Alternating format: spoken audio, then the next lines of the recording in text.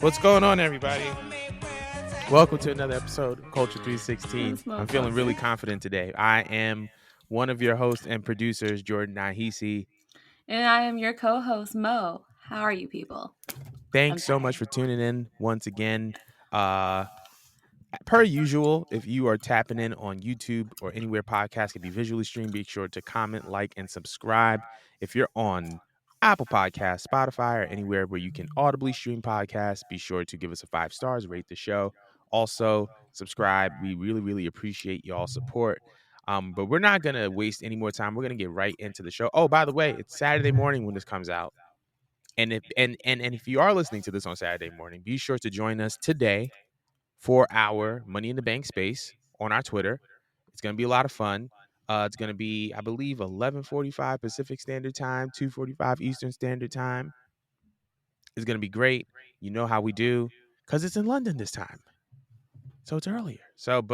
But yeah, it's going to be a lot of fun. We're looking forward to it. But we're not going to waste any more time. We're going to get right into the show. I just want to also So say thank you for everyone that showed up to our last space. It was actually yes, really fun for Forbidden Door. Chaotic as well, by the way. absolutely. The double or enough the double or nothing. The Forbidden Door space went off, and it was actually probably one of our most popular spaces that we've ever done. So, but that shout out to y'all. Shout out to the people them that came through. And speaking of Forbidden Door, AEW Forbidden Door happened this past week. Um, that Sunday, I believe it was, live from the Scotiabank Arena, Scotiabank Center in Toronto, Ontario, Canada. It was the second annual crossover show between All Elite Wrestling and New Japan Pro Wrestling, and obviously it featured some pretty some pretty top tier matches. Will Ospreay and Kenny Omega comes to mind. Bryan Danielson and Kazuchika Okada comes to mind. There were so many things that happened during the course of this event, but I kind of wanted to know, first things first, what were some of your takeaways from this event? Oh, this show was actually really effing good. Hmm. You mentioned a few of my favorite matches. There's only a few matches I think were like a little forgettable for me. Forgettable to where I can't even remember the whole like match. Maybe like two or three I would have like thrown out. Mm-hmm. My only really like complaint about it was just how long it was because Yeah. I think that show started with the buy-in started at like 7, and then I think it went past 12 with the Okada and Bryan match. And it's crazy too because we actually lost Adam Cole's match because he He was was ill. cleared. So like that show basically would have been how many hours long if you added Adam Cole. That was a bit much for me, and my energy levels wasn't there for the last match, and I kind of feel bad because I had to just rewatch it afterward. But overall, it was a banger of a pay per view. Um, my personal favorites that I like to mention is definitely MJS match. That one went the fuck off. Mm. I love Tony Storm versus Willow.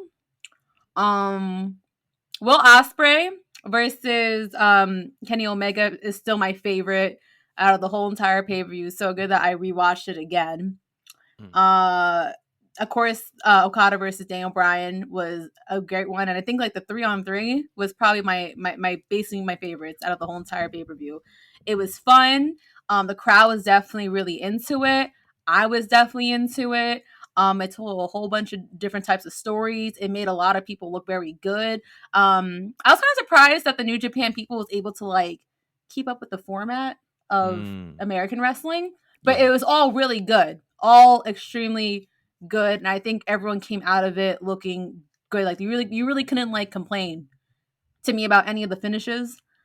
Um, I want to ask you what are your favorite matches for we deep dive into the best ones of the night and Whew. why. So I think there are a couple of matches that actually stood out to me. The 4-way for the international championship was actually really, really entertaining. I was very, very surprised. It was the Shibata, Orange Cassidy, Zack Sabre Jr. Um, those guys were involved in, and Daniel Garcia. I was really, really happy with that match. Um, I really, really liked it. It was very, very surprising. And it was just very, very good, very, very solid all around, especially since that match featured the belt, your favorite championship belt of all time, Hey, yo, stop playing about this belt. this New Japan, What do we call it? The DMV title? the DMV title, yo. And this is the reason. And this is the reason why y'all need to be involved in the space because the DMV title is crazy. But I was really, really, really happy about that match. That was actually one of my favorite matches of the night. It was definitely a sleeper. Um, I feel like my matches obviously were the the outright my favorite my match of the night was Will Ospreay versus Kenny Omega. It was such good storytelling. It was so suspenseful. There were so many good callbacks to their meeting at Wrestle Kingdom, which I thought was phenomenal. Will Ospreay banging freaking Kenny's head through the board, and then the involvement of Don Yo, he Callis dropped Kenny on his head too, on bro. his dome. I was like, God. I was just like, that is brutal. But it was so many things during that match that was just like, wow, okay, this is great. And it also kind of lets you know that there's more to come. So I was really, really happy about that. Um, but yeah, I don't want to deep dive yet because I don't want to give away too much. But what was your match of the night or the thing that you wanted to Nah, deep let's dive stay into? right there. Let's Yeah. stay right there because I actually really love Kenny Omega versus Will Ospreay. I need to applaud this man for his heel work because it gave me very classic heel work, like Mm. very classic. Like nowadays, when it comes to the heels, they almost come off likable. But Will Ospreay made sure that Canada hated him. Like he took Mm-hmm. the flag, he stuck it through his booty cheeks, and he was just rubbing it back and forth, saying basically, "Fuck Kenny, fuck Trish, fuck Jericho, fuck Terrence and Phillip from South Park, Terrence and Philla. fuck Blame everybody." Canada. Blame Canada. Oh my God. Don't get me Yo, started on South Park. that ass, like he was just like he just said fuck Canada. But to me, the biggest jaw dropper of the entire night was him having the audacity on June 25th to pull out the crippler crossface. I still can't believe he pulled that. I'm not sure if he just happened to see the date and it was just a coincidental, but bro, pulling out Chris Benoit's signature move Absolutely ruthless. in Canada on the memorial tribute. The day of his memorial tribute before anyone found out that he was not in fact a hero who was just sadly murdered with his family, but in fact the person leading said murder is insane. Like that's what he Berserk. came off like throughout this whole entire match, like a psychotic serial killer murderer. Like bro, he licked Kenny's blood Right. like straight in the camera. All hepatitis, like All literally. hepatitis is unhinged. Like Not I all was, hepatitis. yeah, and like yo, and let me backtrack too. I really love like the video package that they went with I agree. for Will Ospreay's opening. Like again, like he came off like as if like it's been something he's just been hovering, like this loss he's just been hovering for like months. And that's how really like a feud should go, Mm-hmm. realistically. But like just their acting in general just needs to be just like commended because I don't know if they hate each other in real life, but without knowing shit about shit, I would assume these two motherfuckers hate each other. Like, Will beat his ass for the majority of the match, and like normally by like typical wrestling formula, it's usually like, all right, if the person beats your ass for a long ass time in the beginning, then the other person's gonna get a babyface comeback and then beat your ass fair and square, right? It's usually like a nice story. No, they had Will beat his ass for like 20 minutes. Oh, forget it. Like slinging him across the ring, left, right, inside, out, back in the ropes, on the apron. He did like a corkscrew moonsault onto the apron and Over the shit. apron, yeah, that was tough. Yo, like Will hated this man, like hated him. Like Kenny got like a few moves in. I think Kenny's best comeback the whole entire night was when he was furious off of that one winged angel. Like literally, like we thought the match was gonna finish there, but then he just stood up. He's like, "Yo, you have the Kicked up at one. audacity." Yeah, right. Yeah, Kicked out he's at like, "It's one. the audacity." He was like, "Oh no, no, no, no, no, no, no, no. We're not doing this." No, no, and Will beat him in, and it was such like a good match where it's just like, even though Kenny got his behind beat the whole entire match, like I think it was still really good storytelling, and it didn't make Kenny look weak. It just made Will Ospreay just look like Stronger. insane. Yeah, it made Right. him look strong. Yeah, yeah, like it was 50-50 booking, but it was very fair. Yeah, Um, I agree. definitely like to me, like I know we're only like 6 months into the year, almost 7, but to me that's like has to go down as like match of the year because that was too good. Do you have any comments on the Kenny and Omega match? So like you said, like I love the fact that he kind of gave off this impression that he was like harboring the loss at Wrestle Kingdom. And I feel like it wasn't a coincidence that like Kenny took the belt in Japan, which is like Will's turf, and then Will took the belt in Canada, which is Kenny's turf. So I love how they were very, very strategic in how they kind of planned who got the belt, who lost the belt, who won matches, and who lost matches. I felt like just once again, the callbacks were fantastic. I think you kind of touched on everything that I wanted to touch on with that match. My Okay. match that I want to go a little bit in depth on briefly, because we only have so much time, is the Bryan Danielson Kazuchika Okada match. Deserves Great his flowers. match. Great, great match. And I feel like just like the Will Ospreay and Kenny one, you can tell that there is going to be a future in that match, probably at Wrestle Kingdom or something along those lines. I was just really surprised that Kazuchika tapped, that Okada tapped. I was like, I'm not mad at it. I actually really, really like it, but I did not expect that to be the finish. But I think it's gonna give Okada like a little bit more umph when it's time for him to get his lick back. And also Bryan Danielson coming out to the final countdown. Ah, first, for those I of have you who a don't know, question. what's Oh, sorry. up? Go ahead. Go ahead. No, I was just saying, based off the tap. Okay, like, do you feel like that displays of how Okada views Daniel? Because I feel like that had to have been like an agreement to Mm-hmm. obviously get Okada to tap. You know what I'm Mm-hmm. saying? And like Okada's like the baby of New Japan. Like he's like John Cena's New Japan. Yeah, he's like John Cena's New Japan. So it's just like I feel like for him to choose to tap over a pinfall, like how do you think that makes of him viewing Daniel Bryan?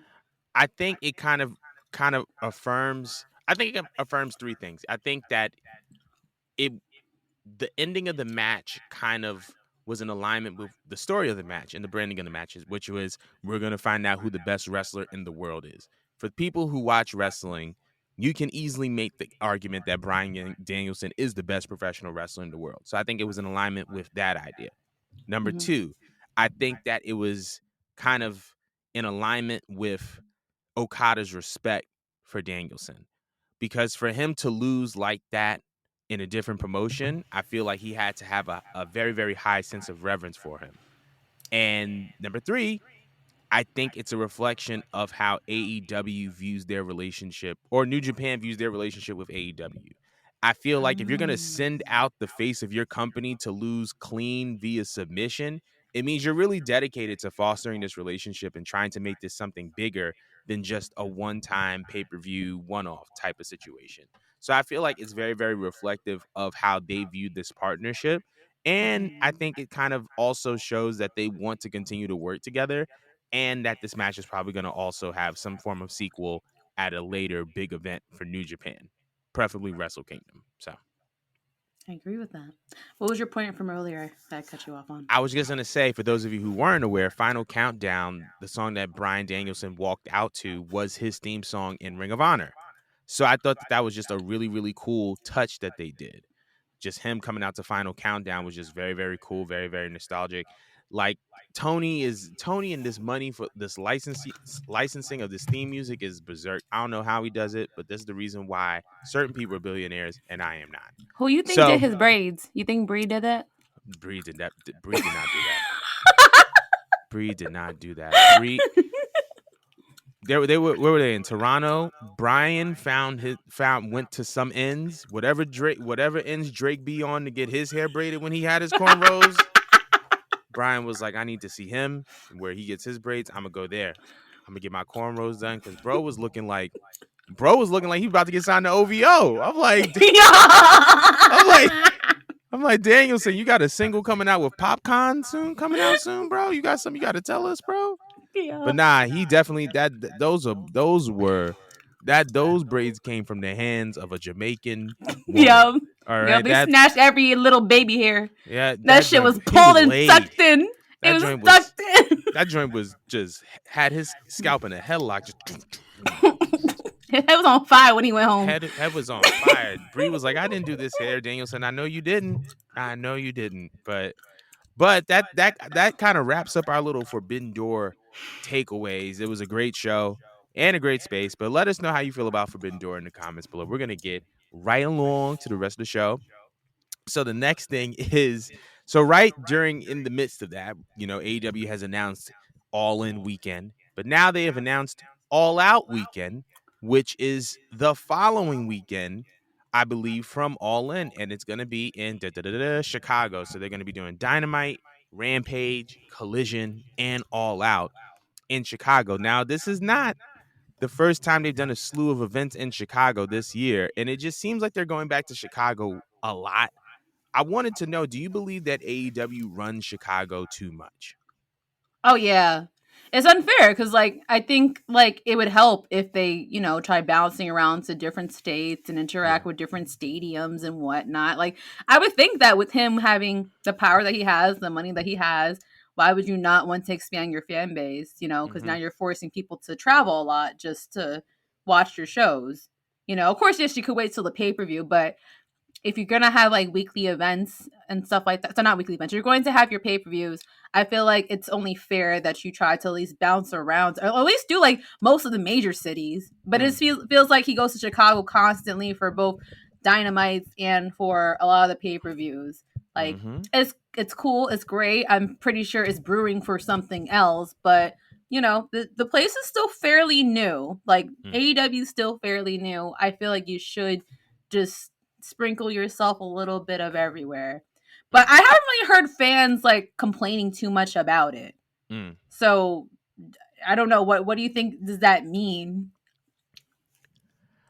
I don't think that the fans are going to say too much, especially those in Chicago, because Chicago is a wrestling city. But I just hope that AEW doesn't have like the Vegas curse where like a market just gets absolutely plowed with the same type of event for months and months and months and months on end. And then when they go back there for shows, now the market is like burnt out. Um, Sometimes I do think that AEW runs Chicago too much because it's like every time you turn around, they're in Chicago. You know what I Like mean? And you I feel feel like there's special. other, huh?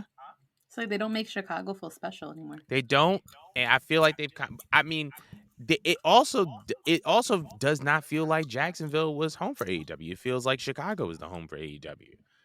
You know what I mean? Like there was a point in time where like Chicago was special, but if we talk about AEW and we're talking about cities affiliated with AEW, we were talking about Jacksonville. We were talking about Daly's place. And Mm-hmm. now it doesn't feel like that anymore. I don't know if it's because there's some venue things going on, but it just doesn't feel like Jacksonville is the home for AEW anymore. And I think that that's a problem, especially when the entire company is pretty much based out of there, if I'm not mistaken. But I think that they are running Chicago a little bit too much. It's becoming a bit excessive. Where else would you like to see them go? Philly. Philly. They could do Philly a little bit more. They can do LA a lot more. They can do Phoenix. They How many can times have do they came to New York? they just for the Grand Slams, really. They Hmm. could do New York. They could do Atlanta. Atlanta is another big wrestling city. They've done DC a lot. Um, I think they're going back to Boston to do the Garden for Blood and Guts. But yeah, there are more than enough cities that you can go to.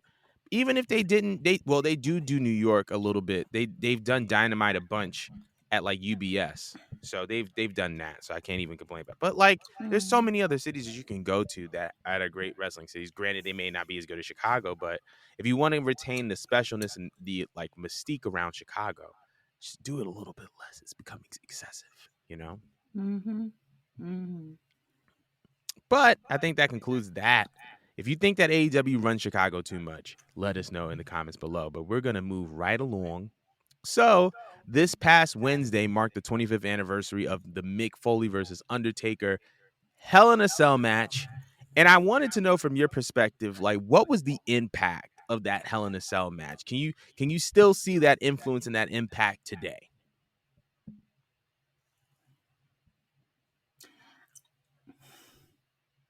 The influence, I don't really know because I feel like they avoid everything that made that match super iconic. Mm. Like nowadays, they're so focused on safety that a Hell in a Cell match doesn't really have so much hell going on in it. Like Mm. not to the extent that they had. Like they went off the edge. They went through the middle. I think Mick Foley lost part of his ear. I think he also dislocated his arm off of it. Like that was really like a Hell in the Cell match. Like they actually utilized the cage more so back then Yeah. when I was a kid.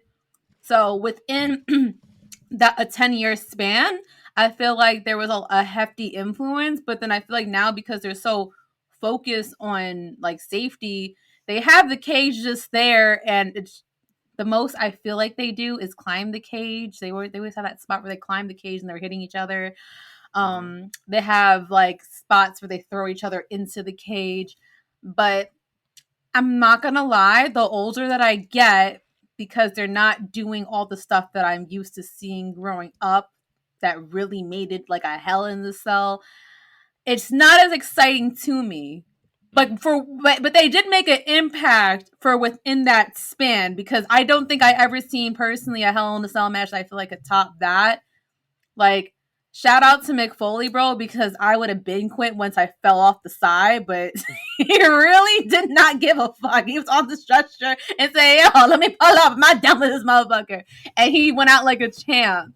He really did. It's just, they just they're I guess afraid, you Mm. know? Like I Yeah. understand. I understand. They're trying to be safe. It's just to me, I feel like if I had like my kids watching or something like that, they're gonna watch off of what they see now. What they see now is like the watered down version. I feel like you don't see their influence as much anymore, and Mm. kind of makes me a little bit sad, a little disappointed. But what do you think about it? Do you feel like you still see hints of it, or is it just like gone? I believe that the Hell in a Cell match has become iconic because of that match. And I Yeah. feel like you said, like I feel like it's gotten a lot more safe over the years. But I feel like when you have a match like that and the bar is raised to that level, you now know what's possible. Right? Like Mans fell off a cage through the announce table and bro was like, nah, I want more. And then he got put through the top of a cage, You landed did. on the mat, and but stuff like that sets the bar. It sets the tone for what's possible in matches like these. And I feel like while everybody may or may not admit it, that's a bar, that's a standard, that's something that everybody tries to reach, which is the reason why even outside of that match, there are so many quality Hell in a Cell matches that have put people on the map and have established people. We can look at Mick Foley versus Triple H. I believe it was in 2000. We can look at Undertaker and Brock Lesnar. We can look at Taker versus Triple H with Shawn Michaels as the special guest referee. Didn't Edge There's so versus the Undertaker too in a Edge Hell in a versus the Cell? Undertaker as well. There's so many Hell in The a Cell girls match. too. We didn't even mention the girls. Sasha was in the Charlotte cage how many versus and times? Sasha, yeah. Charlotte Bailey and versus Sasha, Sasha. Bailey Becky versus versus Sasha. Sasha. There's mad at them. There's mad at them. But like stuff like it's the Hell in a Cell match 25 years ago, and the fact that it established the bar and it made the standard that other wrestlers want to aspire to has led us to having so many other great Hell in a Cell matches. Are they as extreme as they were before? Probably not. And considering that WWE is a more PG product, we probably are not going to see any human being getting launched off the top of a cage in the foreseeable future. But it has provided us with a benchmark and a standard that like everything can kind of be compared to and that other wrestlers can strive for, which is the reason why there have been so many great Hell in a Cell matches. So that's my stance on it. I think that the influence is still there for sure. Okay. But we want to know how y'all feel about the fact that it is 25 years since Hell in a Cell. Let us know in the comments about the influence of this particular match. But on to something that is wrestling related and not wrestling related at the same time. Lil Uzi Vert dropped his album, The Pink Tape, last night. And if you scroll down the list, there's a little track that says Nakamura.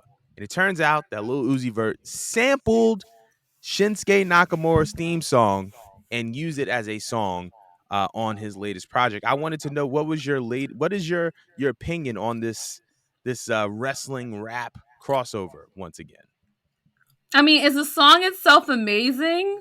No, but like I'm gonna listen to it anyways. Yeah, because I'm a dork and I love when rappers are dorks too, and they just embrace the fact that wrestling is still cool. Like I love that. I pop every single time a rapper just like has any wrestling bar. Or they like mention a wrestler's name or a signature move, or they do some type of double entendre with it. Like I Yeah, think that's pretty awesome. And for him to even shout out Nakamura is pretty awesome too, because he's not even like right now currently like that big. So I just think that it was kind of random in a great way, just like to just shout him out because I mean he's obviously a really popular rapper. I didn't even know that he was a fan of wrestling. Like that literally caught me off guard. But it's nice. I like to see that Nakamura is getting clout from mainstream artists. Like that's awesome to me. It actually shocked me that he was even able to get a grasp of the instrumental. So I wonder like what went on behind the scenes in order to like get like the rights to do that. right. But I thought it was pretty dope. I actually wanted to ask you, Jordan, after of course you give me your take on the song and stuff, but what is your favorite crossover? Whether it's a wrestler's instrumental being used or it's a bar from wrestling. Like what is your favorite? All right, so boom. My favorite wrestling rap crossover probably was. I'm trying to think. I'm trying to think because there's so many. There's so You can many. even name me one, even like one that just comes to I your thought that mind. the first thing that comes to my mind was the DX theme song remix with Run DMC. That was actually used as DX's theme song for a little bit. I thought that was tough. I forgot about that. This is like Jesus. 2000 height of Attitude Era. There's gonna be more that come to mind, but when I think about crossovers, I think about that.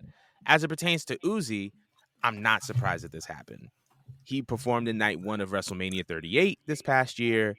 Um, and he performed. Oh, he did. I forgot. He Damn. performed I Just Want to Rock at like the height of the song.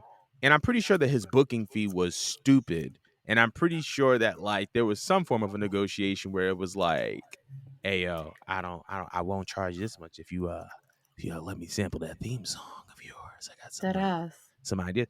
Once again, it's all speculation, but This. he also had a Trish Stratus bar on another song in the album.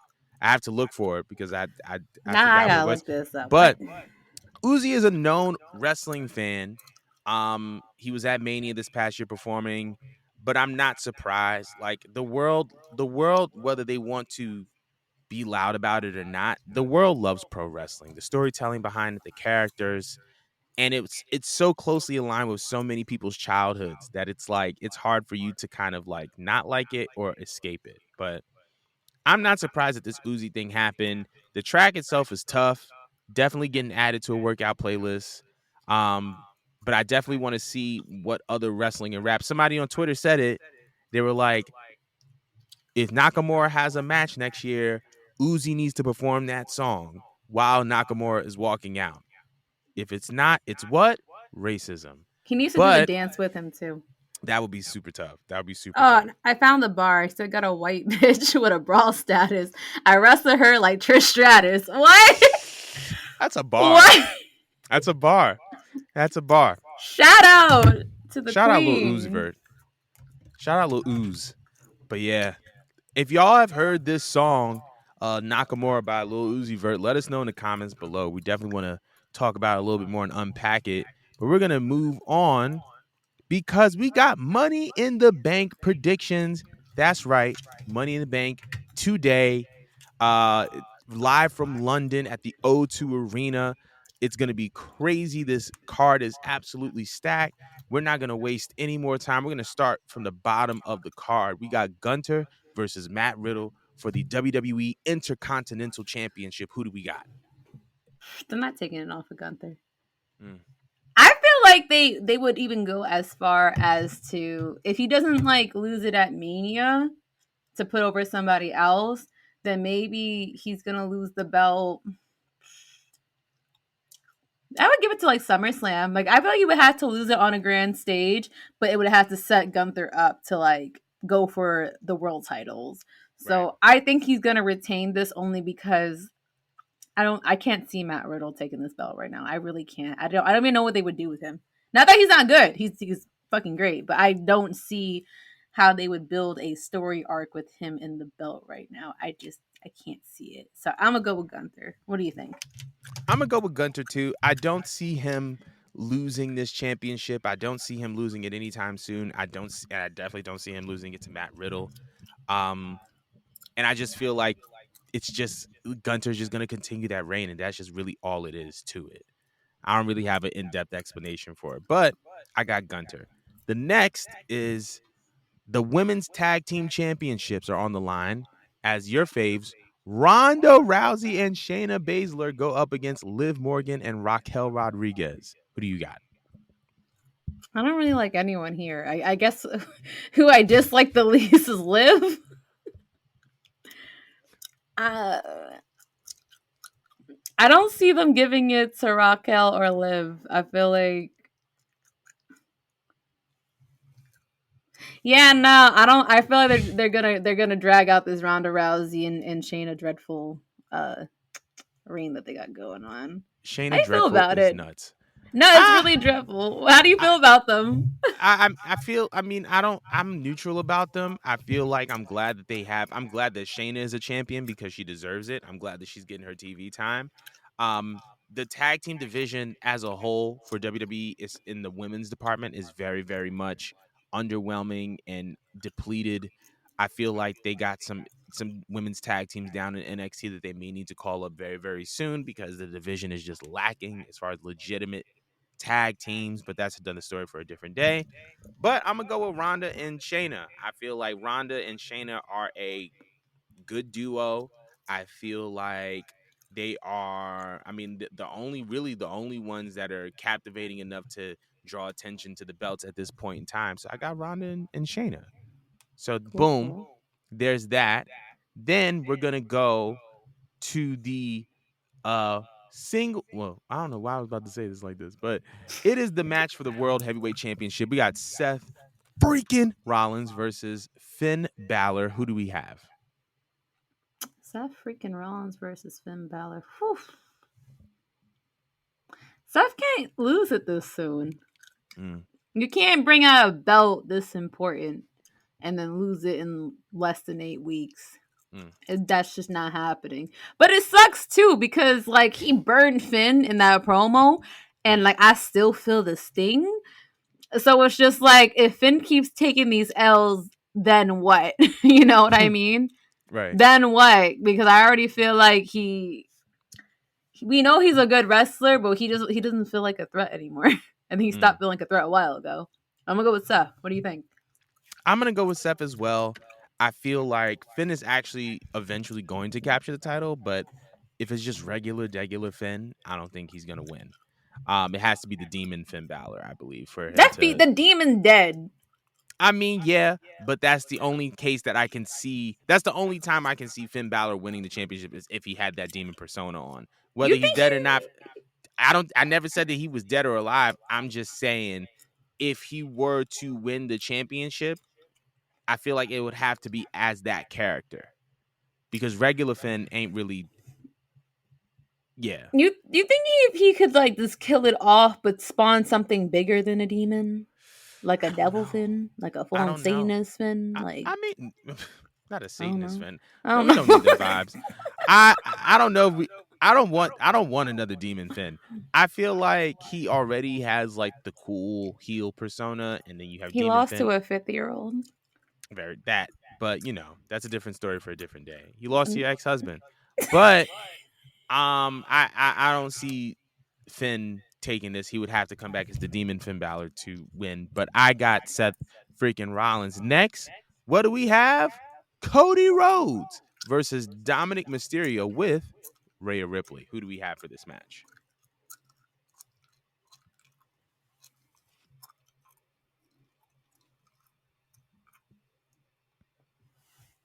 I feel like I see Rhea helping him to cheat to win. I'm actually go with Mm, Dominic, and I'm expecting a huge boo fest. I'm expecting him to get booed out the building. Yeah, I Cody can act. Rican Rose is going to take an L. Cody Regan Rhodes is nuts. But I'm gonna go with Dominic as well. I feel like Dominic is actually one of the hottest characters in WWE right now.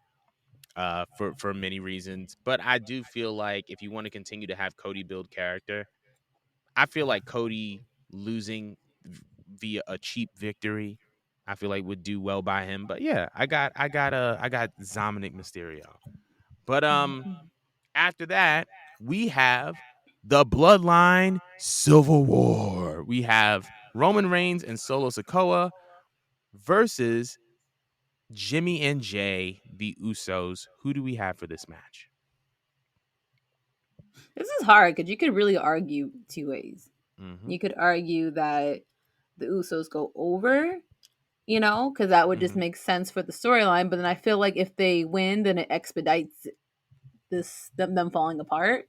Mm-hmm. But if you let and then of course obviously it's gonna be like you're gonna pin Roman versus Solo, and then you're gonna expect that sooner.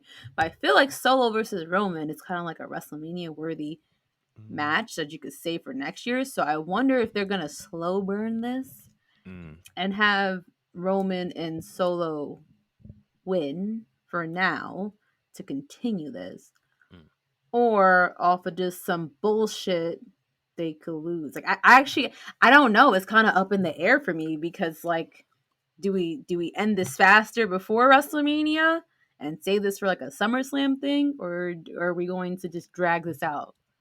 I actually don't know. Do you have an answer? I so for starters, I got the Usos winning. But I think that there's so much flexibility in this story for it to go until WrestleMania. How? So I feel like here's how I would personally book it, right? Fantasy booking.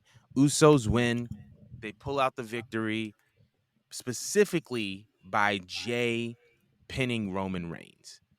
Jay pins Roman Reigns. Roman Reigns absolutely loses his mind. Him and Solo go to work on Jimmy and Jay. Beat them up. Both of them get stretchered out. 2 or 3, 2 or 3 they're out for 2 to 3 months. While they're out for 2 to 3 months, Roman continues to make defenses after defenses after defensive. Right before Survivor Series, the Usos come back and they challenge Roman to a 5-on-5 elimination match.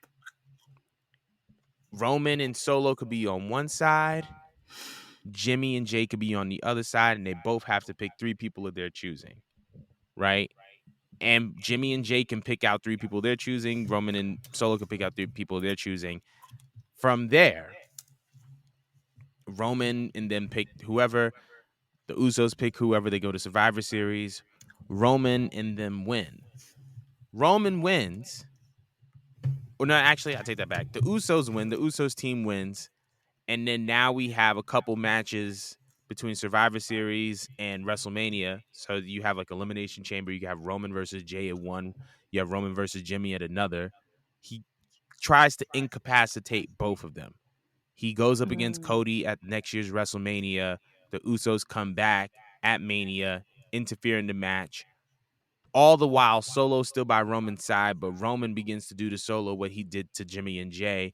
And then when the Usos come back, Solo tags along with them to interfere and cost Roman the match in Mania, and then Roman drops the belt.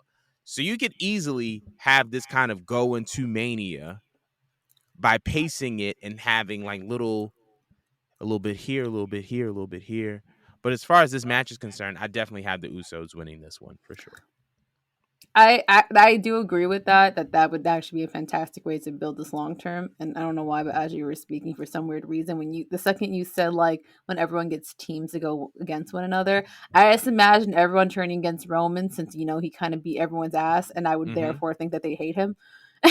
You know how one time they had like John Cena and Randy Orton like versus the whole entire like Raw The locker. roster. I don't know why. I was just imagining what if they just did that against Roman.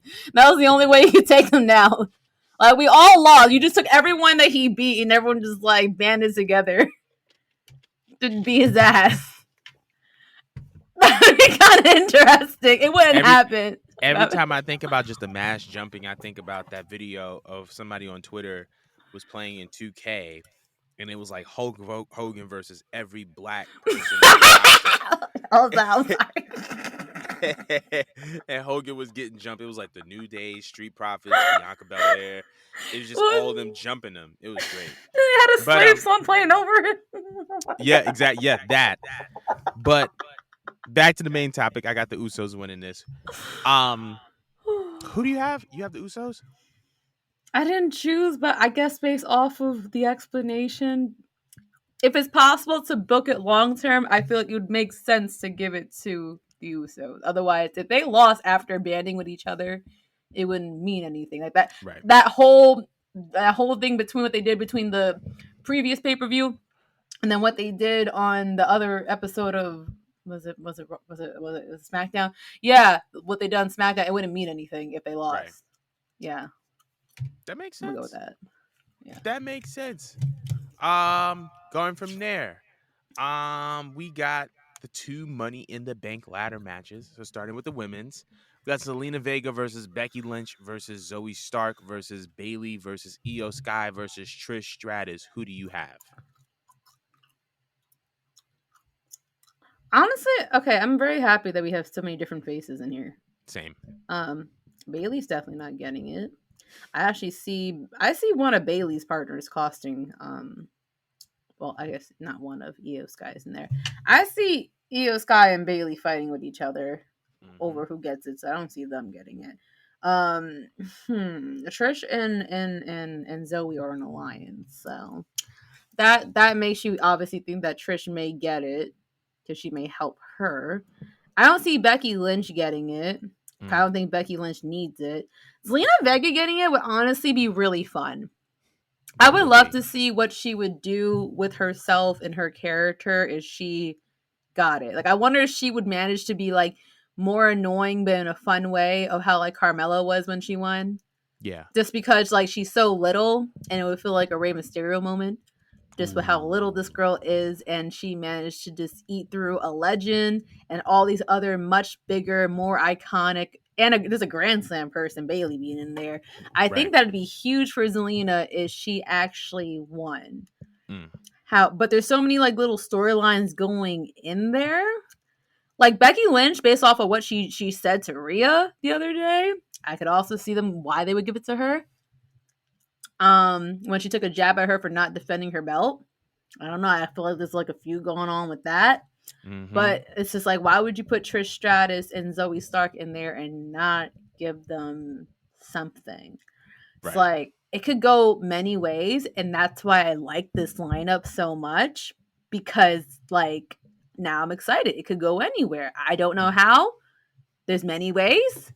I'm gonna choose Zelina Mm. just because I think that there's more that you could play with if you gave her that. I mean, doesn't she have unfinished business with Rhea off of her match in Puerto Rico? Yes, for I feel sure. like she based off how good she was in that match too. I feel like you could definitely go off of that. I'm gonna go with Zelina. Yeah, let's Good go with choice. Zelina. What do you think? I'm gonna go with Io Sky.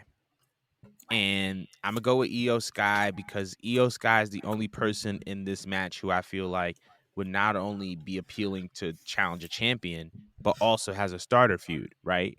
She wins the Money in the Bank briefcase. That her versus Bailey story is automatically built in. That's automatically going to be a match that can build Io up and a feud that can kind of keep her on TV while helping her prepare for her next level, her next step.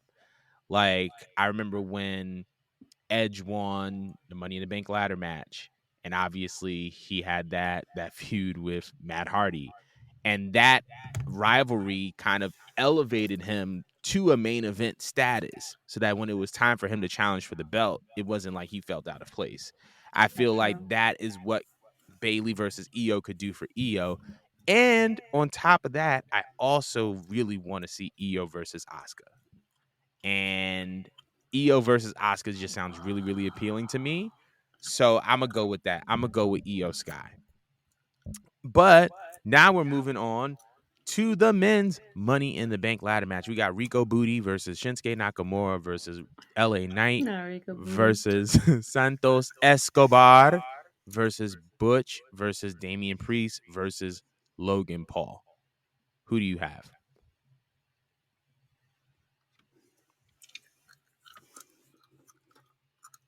They've been building up LA Knight, so I could see that.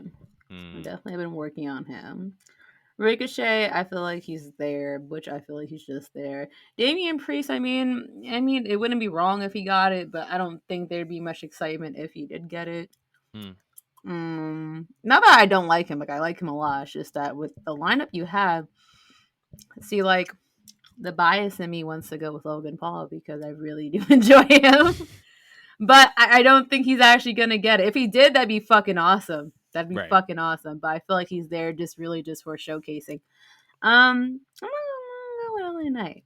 I feel like he's been getting a very slow push, but this might be his little moment. Yeah. I actually agree with you. Um, LA Knight is over. It's it's insane how over LA Knight is. The pop that he got out when he walked out on SmackDown in London, absolutely berserk. And he is a megastar. He is the moment, and I feel like it's his time. I feel like there's certain people and there's certain superstars that you can build for a little bit, and then there's certain people where you just got to act on it now. LA Knight is one of those people, in my opinion. LA Knight is someone who has expressed that he's had a long career. He's in his I believe he's in his mid 40s right now. And I feel like because he's hot now, you have to pull the trigger on him now. Like, this is not a 5-10 year project. This is get him as many title reigns and good stories as you can within the next 3 to 4 years, because this may be it for him after that.